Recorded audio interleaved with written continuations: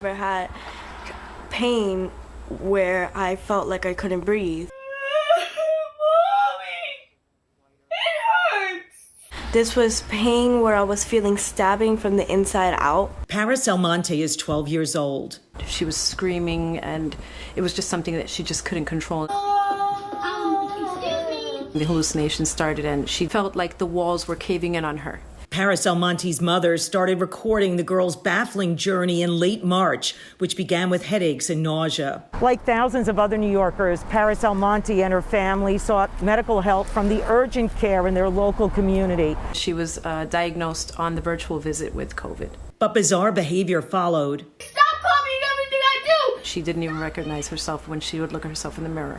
I found her outside of my room, crying. When she gets confused, she regresses to a state where she's almost a child. Paris Almonte was finally hospitalized in the neurology division at Westchester County Medical Center. You're going to be fine. The 12-year-old said her first specialist was puzzled that she couldn't remember the hallucinations. I don't know what's going on in my mind. Pix 11 consulted a child and adolescent psychiatrist, Dr. Scott Krakauer, who explained how viruses can affect the brain. He did not treat Paris. Part of the delirium could be having hallucinations or other symptoms. Paris Almonte tested negative for COVID in early May, but so did numerous nurses who also got sick. Dr. Layla Watt-Colburn is an infectious disease expert at Emory University who noted SARS-CoV-2 can damage neurons and their receptors in the brain, not just the lungs. The virus has the spikes, so those little spike protein binds to that receptor.